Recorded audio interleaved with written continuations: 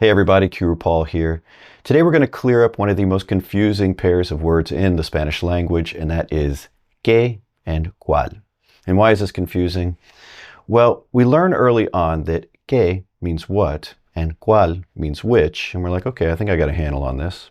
But then we come across a sentence like, ¿Cuál es tu nombre? Which is your name? You're like, okay, now I don't understand it. So instead of translating literally from our English, what and which, I'm actually going to be breaking this down into patterns that you can remember, because this is the easiest way for an adult, especially an English-speaking adult learning Spanish, to learn Spanish. It's much easier to learn a pattern and just apply the pattern. So there are 6 main patterns that I'll be talking about today with qué and cuál, and here they are.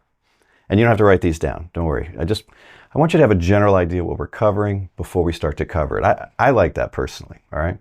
So we're going to be covering qué plus verb, not ser. That's going to be important. Cuál plus verb, not ser. Cuál de plus noun. Qué es, see, that's your ser. Cuál es. And our last one is going to be qué plus noun, okay? And we're going to mention cuál plus noun down there too, little caveats with that, depending if you are studying Latin American Spanish or European Spanish. I try to mention all of the differences when I do my videos, so it doesn't matter which one you're studying, you're going to get something out of my videos. All right, let's go ahead and jump into that first one, and that is qué plus the verb, and the verb is not ser.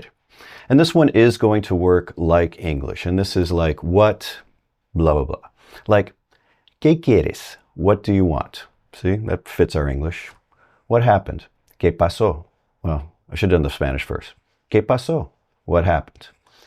¿Qué necesitas? What do you need? I don't think you're going to have any trouble with that particular construction. The one that gives people trouble is with qué and cuál with ser, okay? And that's coming up, so make sure you stick around for that. Let's move on to cuál plus a verb, and that verb is not ser. Now, first things first, cuál has 2 forms. There is a singular, cuál, which means which one, and a plural, cuáles, which ones. Now, when working with verbs that are not ser, this is going to work similar to English, ¿Cuál quieres? Which one do you want? Or let's say there's plural options, right? Which ones do you want would be ¿cuáles quieres? This one's used a lot with the verb preferir, which means to prefer. ¿Cuál prefieres? Which do you prefer? Or if you want, 2 options in there, which ones do you prefer? It would be ¿cuáles? ¿Cuáles prefieres? You see how this works?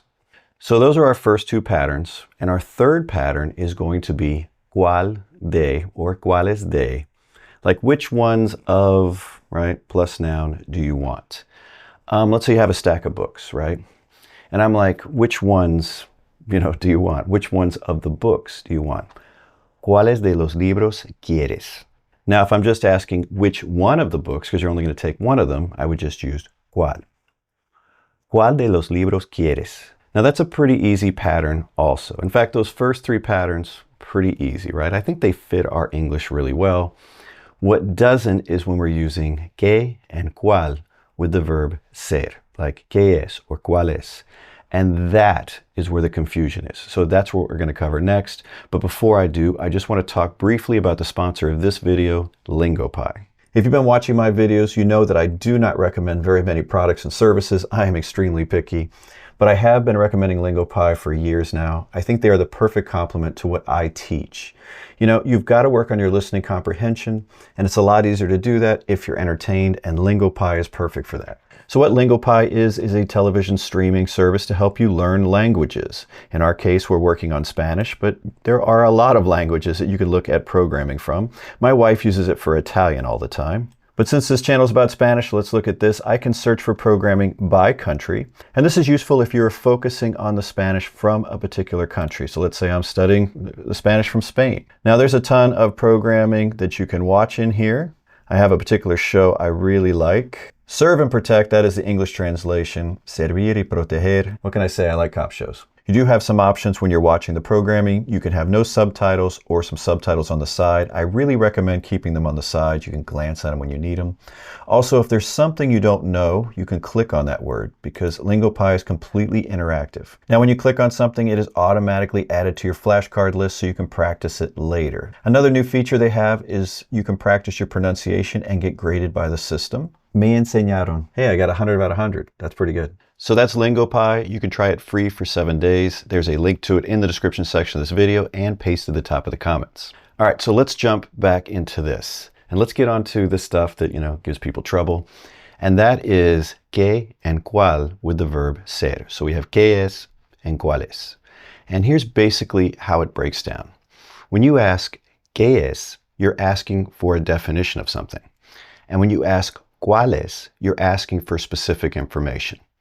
That's a good way to remember it in your head. You'll see what I mean as we move through the definitions, all right? Let's go ahead and start with qué, with the verb ser, right? If we ask somebody, the classic question, what is that? ¿Qué es eso? ¿Qué es eso? We're asking them to define what this thing is, to tell us what it is, okay? That's very general definition. If I ask somebody, ¿qué es un contrato? ¿Qué es un contrato? I'm asking them, what is a contract? Like, what is the concept? What does it mean? ¿Qué es la inflación? What is inflation? I want you to explain inflation to me. Now compare it with cuál, used with ser. And remember, we can still have cuáles son or cuáles. Now we're going to use this when we're asking for specific information. And this is the one that gets really confusing for folks, right? ¿Cuál es tu nombre? Which is your name? But when we translate it in English, we say, what is your name? And that's why we don't do literal translations, right? We interpret is really what we're doing. But if it helps you remember these things very literally, then do it. It always helped me, all right? So that's how you're asking somebody their name. Now, I know somebody watching is going to be like, I thought it was ¿Cómo te llamas, Paul? Yes, it can be. There's different ways to ask. But right now, these are the patterns we're playing with, so work with me, all right? Just work with me. If I'm going to ask somebody their telephone number, right? I'm not asking them to define what a telephone number is, so I'm not going to use qué. I'm going to use cuál. You want to try that one? What is your telephone number?